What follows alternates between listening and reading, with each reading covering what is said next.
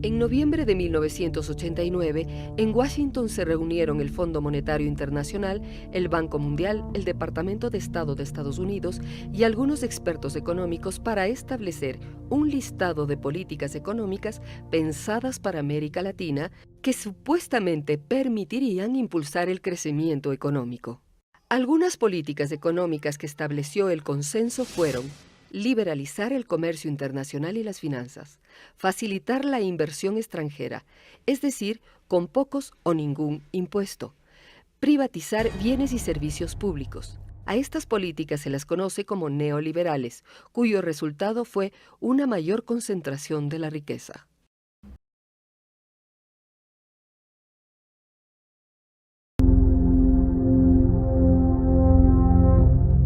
En 1979, el país sale de la dictadura militar en plena crisis de la deuda externa y es elegido presidente de la República Jaime Roldós.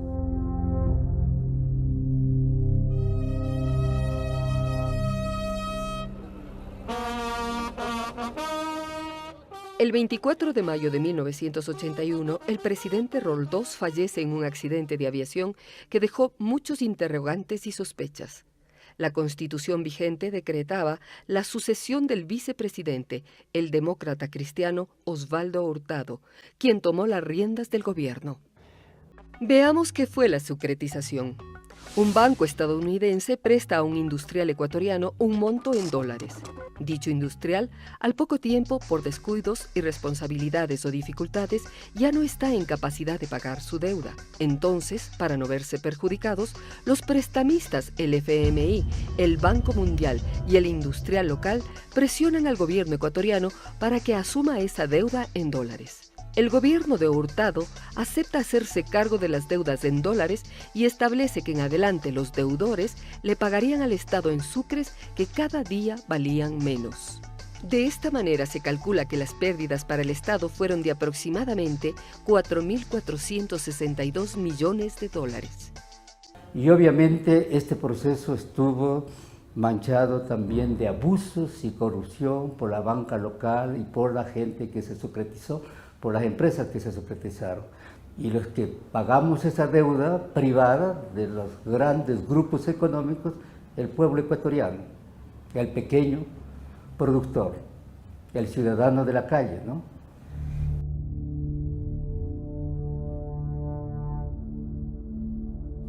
Juro ante Dios y ante la patria que jamás os traicionaré.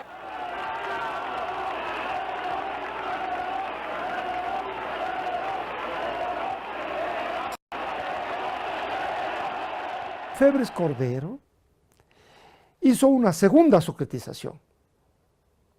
Él, que decía combatir tanto y criticaba tanto a Hurtado, en la práctica debe haber estado aplaudiéndolo. Se dan muchas renegociaciones de la deuda, 3 o 4 renegociaciones. Cada año hay una renegociación y esas renegociaciones efectivamente son totalmente negativas para el país. Los secretizados tuvieron más beneficios que los que les dio Osvaldo Hurtado, porque se les extendió el plazo para pagar la deuda por 7 años, se les congeló la tasa de interés a valores insignificantes frente a las tasas vigentes en el mercado de la época, ¿no? Y de esta manera los empresarios y responsables del Ecuador vieron cómo se licuaron sus deudas bajo el Febres Corderato. El sucre seguía devaluándose. Todos los contratos de renegociación de la deuda son redactados por los acreedores en los términos que ellos quieran. Y aquí las autoridades del Ecuador solo se limitan a firmar, sin poner una sola coma, ni suspender una sola coma esos documentos, ¿no? El Ecuador manejaba la riqueza petrolera. Prácticamente el 80% de la riqueza petrolera la manejaba el Estado. Desde Febres Cordero en adelante hay una caída impresionante del manejo estatal, a tal punto que para 2006 el Estado maneja el 20% del negocio petrolero y las empresas petroleras el 80% del negocio petrolero.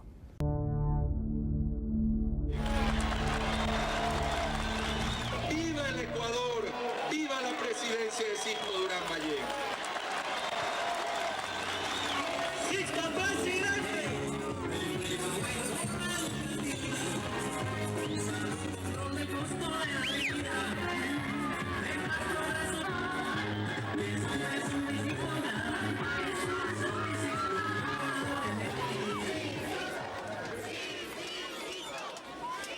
En el gobierno de Sixto Durán Ballén se implementaron de una manera más consciente las políticas neoliberales promovidas por los organismos financieros internacionales. El encargado de la economía nacional en ese momento era el vicepresidente Alberto Dajic. El economista Alberto Dajic asume las responsabilidades de dirigir la vida económica del Estado y eliminó una serie de regulaciones que tenía la Superintendencia de Bancos para controlar a la banca privada. Poco a poco esto llevó a que la banca actúe con menos responsabilidad. No eran responsables ante el Estado, no era responsable ante la sociedad, porque el mecanismo de control que se había establecido tradicionalmente era la Superintendencia de Bancos. Y obviamente el mentalizador de todo ese proceso neoliberal fue el vicepresidente Dajic, que entendía mucho de economía, egresado de Chicago, que venía con una ideología pura y límpida, ¿no?, del neoliberalismo, y que lo trató de aplicar al pie de la letra en el Ecuador. Pero Durán Ballén sí hizo muchas cosas de clásico estilo neoliberal. Crearon, por ejemplo, los escudos fiscales. Toda empresa que aumentara su capital recibía de inmediato escudos fiscales, es decir, no pagaba impuestos o incluso recibía beneficios económicos por parte del Estado. Ese era el plan neoliberal, es decir, engordar a la burguesía, engordar a la oligarquía, y se la engordó en efecto. Pero ¿qué dejó esa burguesía para el país? Como parte de la privatización de lo público, este gobierno llevó adelante una ley que fue aprobada por el Congreso de ese entonces, que se denominó Ley General de Instituciones del Sistema Financiero. Esta ley abría la posibilidad para que cualquier actor financiero cree un banco, redujo los requisitos para crear un banco y además redujo las formas de regular y controlar el movimiento bancario. Para 1995, una vez que se aprobó esta ley, tuvimos alrededor de 100 bancos, entre 100 bancos y sociedades financieras en apenas un año. Y con esta ley, en el gobierno de Sixto Durán Ballén, se crea el concepto de banca múltiple.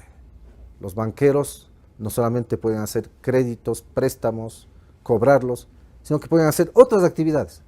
Y con una facultad adicional, podían hacer créditos también vinculados a las empresas que tenían los mismos bancos. Los créditos vinculados son préstamos que los bancos hacían a sus propios accionistas o círculos de amigos con muy bajos intereses, con plazos muy cómodos y sin las garantías necesarias. De esta manera, los banqueros y sus amigos adquirían más negocios, compraban poder a través de las radios, periódicos, revistas, canales de televisión. Existen claras evidencias de que estos créditos se hacían a empresas fantasmas, creadas con el único interés de poder captar recursos y desaparecer. En esos años, la oligarquía se llenó los bolsillos con el dinero de los ecuatorianos. El volátil gobierno del abogado Abdalá Bucaram nada hizo para cambiar el curso de la crisis. Comenzó a asesorarse con expertos neoliberales argentinos buscando la posibilidad de realizar una convertibilidad monetaria, es decir, equiparar la moneda nacional, el sucre, con el dólar. Pero su desatino político y su abierta amoralidad exasperaron a los ecuatorianos, que le echaron del poder a los 179 días de haberse posesionado. Luego del derrocamiento de Abdalá Bucaram, Fabián Alarcón, presidente del Congreso en ese momento, es elegido por este como presidente de la República, en una componenda que dejó fuera a la vicepresidenta Rosalía Arteaga, a quien le correspondía la sucesión. Su gobierno de 1 año y medio solo atina a devolver favores indiscriminadamente con la chequera del Estado. Al final del interinazgo de Alarcón se convoca a elecciones. Los candidatos que llegan a la segunda vuelta son el millonario bananero Álvaro Noboa y el demócrata cristiano y ex alcalde de Quito, Yamil Maguad. El poder político estaba totalmente, también como las empresas, vinculado, digamos, que era de propiedad de los banqueros. ¿Por qué? Porque los banqueros financiaban y financian las campañas electorales con el dinero de los depositantes, con nuestros ahorros. Maguad inicia su gobierno con el objetivo primordial de cerrar el conflicto fronterizo con el Perú y deja totalmente de lado la agenda económica. Los favores de campaña se evidencian en la conformación de su equipo de trabajo. El gerente del Banco del Progreso, cuando fue tomado preso, dijo que había aportado a la campaña de Yamil Maguad algo más de 3 millones de dólares. Eso lo vincula, ¿no es cierto?, con los intereses del banco. El gabinete de Yamil Maguad mostraba una fuerte cercanía con el poder financiero del país, que había hecho generosas contribuciones para su campaña electoral. Así, importantes banqueros ocuparon destacados puestos del gobierno. Guillermo Lasso del Banco de Guayaquil fue nombrado gobernador del Guayas y luego superministro de Economía. Álvaro Guerrero del Banco La Previsora fue designado presidente del CONAM, entidad encargada de las privatizaciones de las empresas y bienes estatales. Jorge Egas Peña, ministro de Febres Cordero y vinculado con el sector financiero guayaquileño, fue nombrado superintendente de bancos. Ana Lucía Armijos fue designada sucesivamente ministra de Gobierno, ministra de Finanzas, embajadora en España y presidenta de la Junta Monetaria. Carlos Larriategui, secretario del gobierno de Durán Ballén, fue también presidente de la Asociación de Bancos Privados y ministro de Desarrollo Social en 1999.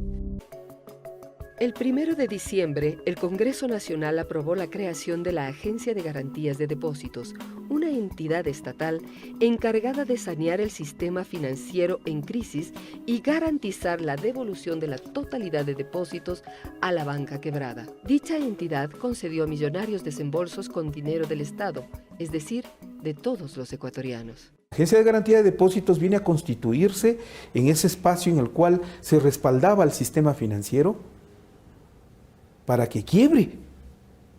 Porque en el fondo fue eso, fue respaldarle para que quiebre, fue crear un fondo de compensación a la quiebra para mantener y sostener los pagos que había que hacer a los ahorristas o cuentacorrentistas.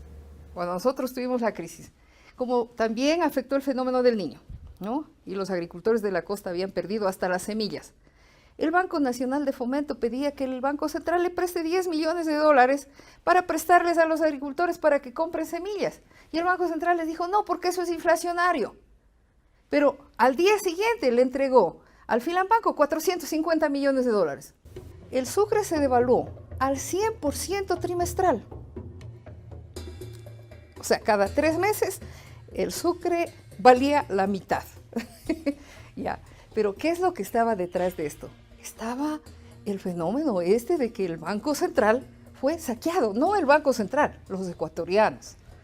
El gobierno jamás va a incautar, jamás va a confiscar las cuentas de nadie.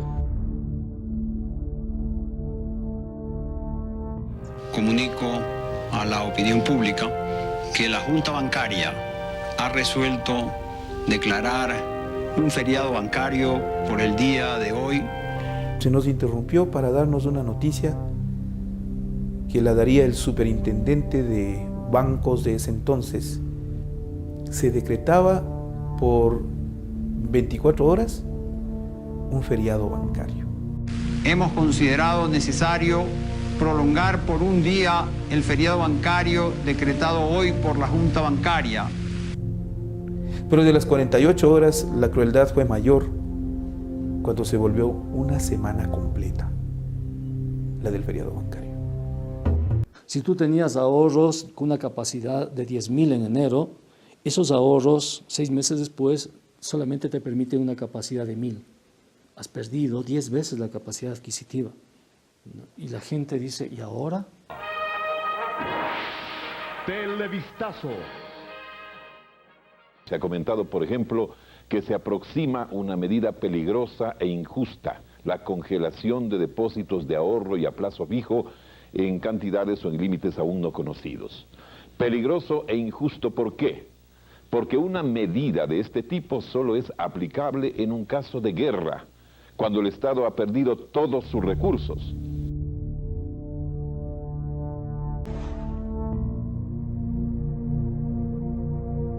Las personas que habían vendido su renuncia para comprar pólizas de acumulación se encuentran sin dinero y sin trabajo. El año más grave de la crisis, el año más fuerte, donde la gente estaba vendiendo sus departamentos, donde muchos hogares de clase media estaban con problemas de alimentación, es decir, no tenían que comer. O sea, literalmente, ese año los bancos no declararon pérdidas. Ningún banco declaró pérdidas. Y los bancos que sobrevivieron declararon utilidades ese año. Y aquí se da otro proceso grave. Existieron sectores con un manejo privilegiado de la información que sacaron los dineros.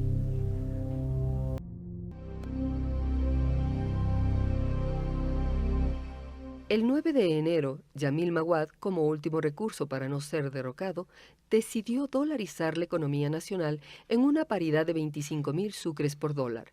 Así perdimos nuestra moneda. Esta medida benefició nuevamente a los banqueros, exportadores, industriales y grandes grupos económicos que la respaldaron. De esta manera, las deudas contraídas en sucres se diluyeron en la quinta parte, pero también se diluyeron los ahorros de los ecuatorianos. Veamos un ejemplo.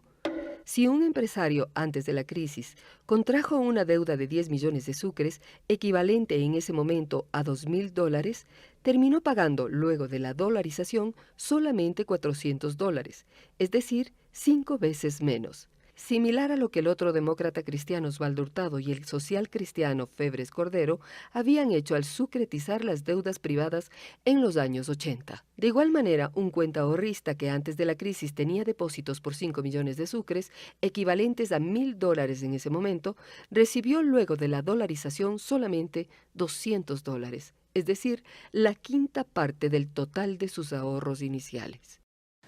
Eso liquida la moneda nacional. La liquida totalmente porque el salario mínimo vital, por ejemplo, costaba 100.000 sucres, ese era el precio del salario mínimo real el año 1999. Cuando pasamos a la dolarización, pasó a valer $4. Aquí la crisis fue el equivalente de una guerra civil, de un tsunami, de un terremoto. Provocó el éxodo de cerca de 2 millones de ecuatorianos en 4 años.